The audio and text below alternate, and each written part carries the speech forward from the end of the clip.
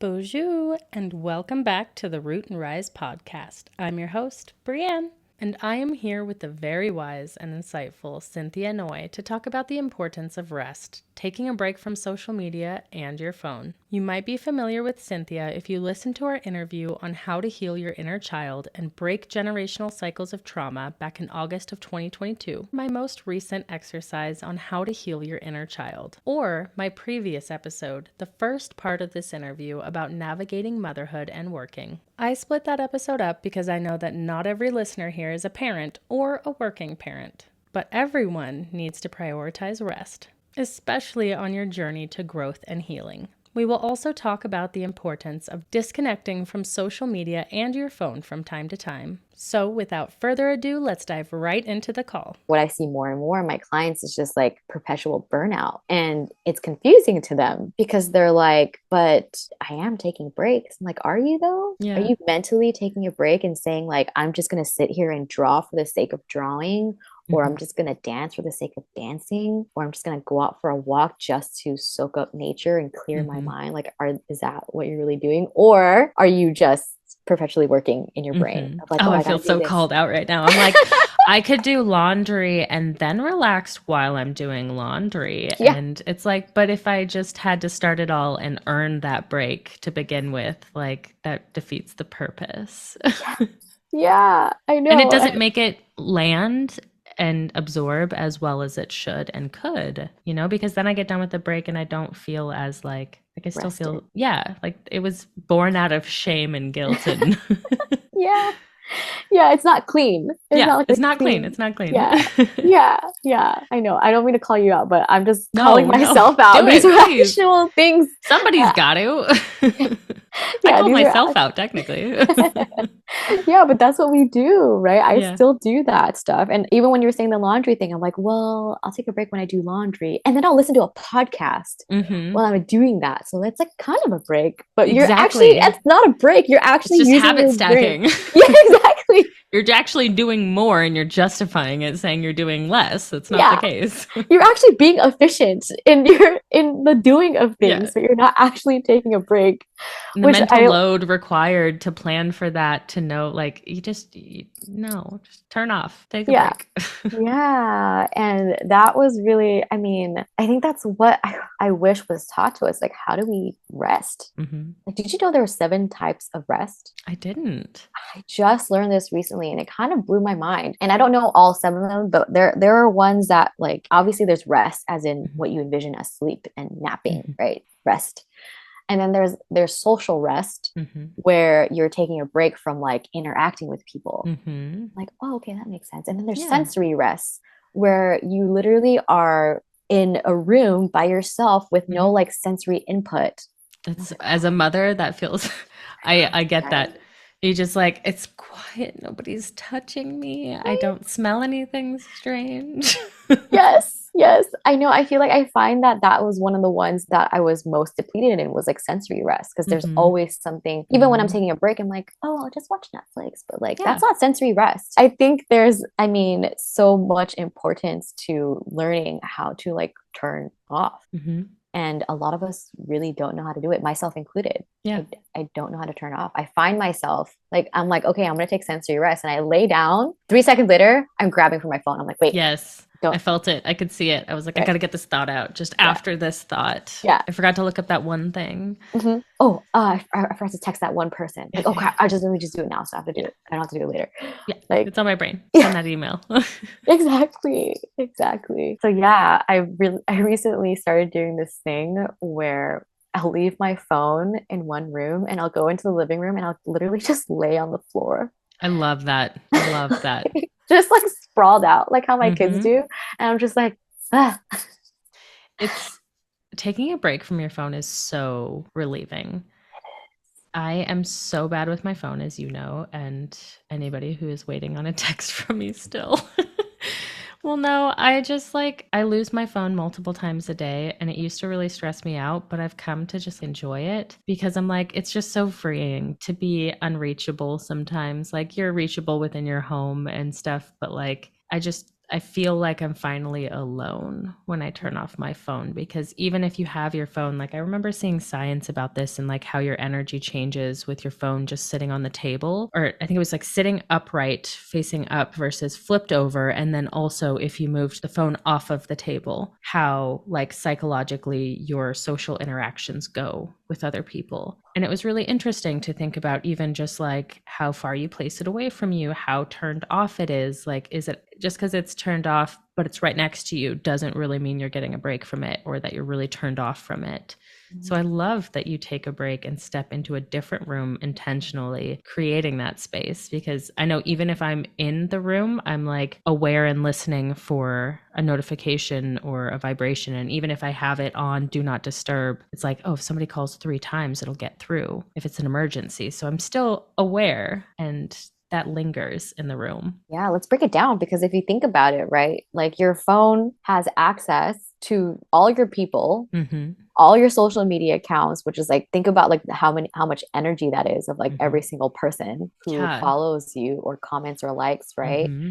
And then it also has access to news to the world Mm-hmm. of like information. Mm-hmm. It just holds so much connection to like outside that like it makes sense that like it can kind of pull us in Mm-hmm. and make us want to be on it to connect Yeah. with the people through those venues. Oh, while we're on this topic, I actually have an episode I'm going to record after this about digital detox because I just took 6 months off. So while we're on this topic, I would love to know the benefits that you feel from the digital detox. So for however long you block out or step away from your phone, you put your phone in a different room, you walk away. What does that feel like for you? Honestly, at first, it feels kind of like I need it. Yeah. I'm not gonna lie. I'm just like, wait, I need to make sure like no one needs me. Mm-hmm. There's this like inclination to want to check it. Mm-hmm. And then the more that I can kind of normalize, like, that's okay, I'm going to choose to just step away. What I feel most is connection, Mm-hmm. connection to myself, connection to my children. Mm-hmm. Like conversations are happening more. I'm more Mm-hmm. engaged in play. And then those times where I'm intentionally going to like lay down, I feel connected with my body, Yes. Yes. which I didn't realize for a lot of my day. I feel disconnected from my Mm-hmm. body until it's like hungry and it's like, hey, you Yep. forgot to feed me. I'm like, oh, right, sorry. So it's screaming at you and you're like, wow, my back hurts. And yeah, no, I completely agree. Connection with self, connection with my body, connection with honestly like my spirit, the universe sometimes, right? It's like, oh, she's finally quiet. Mm-hmm. We can actually get to her. She's Mm-hmm. not She's like, not distracting herself with social media. I think that's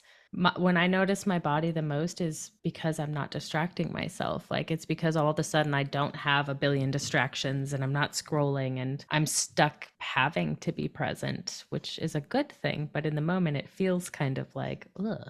feels uncomfortable. I like being distracted, but that's it's designed to be that way. I mean, you look at TikTok, their videos are getting shorter and shorter. Like, it's designed to have you be like continually getting new information fast and absorbing it over and over and continue like scrolling. Those platforms are designed to keep you on the platforms. There are regulations and rules that prevent you sharing links in certain spots to get them off of the platform. It's important to know too, like when you're scrolling through these things, that there's a motivation behind it, what's being presented and how. Yeah, definitely. I think that's definitely something to talk about too. And that kind of just reminds me part of like why I started doing my work of being a conscious, heart led content creator. Cause I'm like, I know people go on this app to escape, but like they also need to feel that Mm-hmm. rest. They also, and that's what I noticed when I was scrolling my mind. I was like, this is me resting. Mm-hmm. But imagine like the amount of like sensory input that's like happening. Yes. Like one is like reality TV. One Mm-hmm. is teaching me about like I have a lot of content about like therapy and Mm-hmm. like Same. I'm on all that therapy stuff. I'm like, talk. yeah, like, oh yeah, okay, this is Trauma really talk. valuable. Yeah, exactly. Let me save this. Is Mm-hmm. that actually rest though? Like if you think about like energy input, like what you're consuming, is that nothing? It's not. Mm-hmm. It's not Information nothing. overload too. If you Mhm. are absorbing heavy things like that too, if you're on trauma talk like us, it's not light. It's not rest. Yeah. Yeah. So that's why it's important for us to just consciously check in with ourselves. Like, does that actually feel restful? Do I feel rested after this? And Mm-hmm. sometimes the answer might be yes, Mm-hmm. right? Like for me, after a big emotional session or something, I'm like, Netflix, let's go. I want to Yeah. just numb out, get Mm-hmm. soaked up in someone else's drama Mm-hmm. and eat hot Cheetos and I'll feel better. I know it. Yeah. Right. And then, but then you also have to catch yourself after that of like, do I actually feel better? And Mm-hmm. sometimes it's yes, and sometimes it's no. That Sometimes it's like, awareness. my stomach is like, eat a salad. And I'm like, okay, okay. Put down the hot Cheetos. Yeah. It's so Yeah. funny watching children. That makes me think of my son. One of my sons really likes hot Cheetos, and it blows my mind. But like, he also knows when he's done. He knows when he's in the mood for it, and it's kind of fun to see it change because he'll like one day want it and be like, "Oh no, no, no, too hot," and we're like, "But you like those." But it's like all you can tolerate in the moment, and how you navigate that. That's funny. Sorry, I just had to Yeah. randomly think about that. You brought No, up hot that's Cheetos. because they're so in the moment. They Mm-hmm. are so In like in tune. tune with themselves and very just like this is it today. And Mm-hmm. no, I don't want to do that today. You know, they very much know like what they're in the mood for. Mm-hmm. Whereas like for us, we don't give ourselves that permission to be like, am I in the Mm-mm. mood for this? It's like, no, you got to do it. Like Yeah. this is your job. You don't get a say. Mm-hmm. And like, we don't want that for our kids, I hope. And, you know, if we aren't modeling what we want for them, how do we expect them to know any different when they step into the world? I love that we're having conscious conversations like this and that this is the norm now Mm-hmm. for, I mean, at least our people, I guess. Yeah. Well, I think that's, I mean, I have a love-hate relationship with social media, but I feel compelled to show up there, even though I haven't in the last 6 months. But I feel compelled to come back because there is so much noise out there, and I want to contribute to that in a positive way. Like when I step into your space or come across your content, the energy that you create and the energy that you can like transmit, even just through a social media post, is powerful, and you can focus on the negative power that is being put out into the world, or you can focus on the good and try to be a part of that. And you really inspire me to do that. And I hope that any of the listeners who are seeking that and craving that or inspired by this as well seek you out and seek out those spaces. I'll make sure to put your links in the comments. Very intentional and thought out, and your heart, your soul, everything is put into it. And it's very powerful. Mm, thank you so much for saying that. Yeah, I do think that we do have to have more conscious creators in the world who are thinking about this stuff, who are intentionally putting out goodness and empowering our people to check in with themselves more, Mm-hmm. take their power back, not feel like they're getting sucked into this doom scrolling and escapism that Mm-hmm. is kind of happening, you know? So thank you so much for saying that. I really do love your content too and the stuff that you put out and even this podcast, how conscious and how intentional you are with it. It's beautiful. It's beautiful. And I know that your listeners, they are all the same. They are all big-hearted. They are all loving. They are all wonderful mothers who are looking to get to know themselves better, to be able to heal through their own traumas and to model what healthy relationships look like for their children. Like this is such a beautiful community that you have, and thank you so much for having me on. Of course. I know that this is not the beginning and it is not the end, because we even just in texting for this, we're like, oh, this is the next episode. We have already got it down. So I am looking forward to our next chat. You too. If you are still struggling with mom guilt or have any issues overcoming it, I have 2 episodes to help you with that. My interview with the host of the Worthy Mother podcast, Emily Hardy, called Ditch Mom Guilt and Start Owning Your Own Motherhood, as well as my solo episode, Mom Guilt versus Mom Shame, and how to overcome both more effectively. And if you want to find even more time for self-care, family time, or whatever it is you want more of, I highly suggest checking out my episodes on the Chore Wars, dividing household chores more evenly and getting more support around the house from your partner, as well as my interview with Rowan Whitehead called Bridging the Gap in Motherhood. And if you have any other questions for me, don't forget that your voice matters here.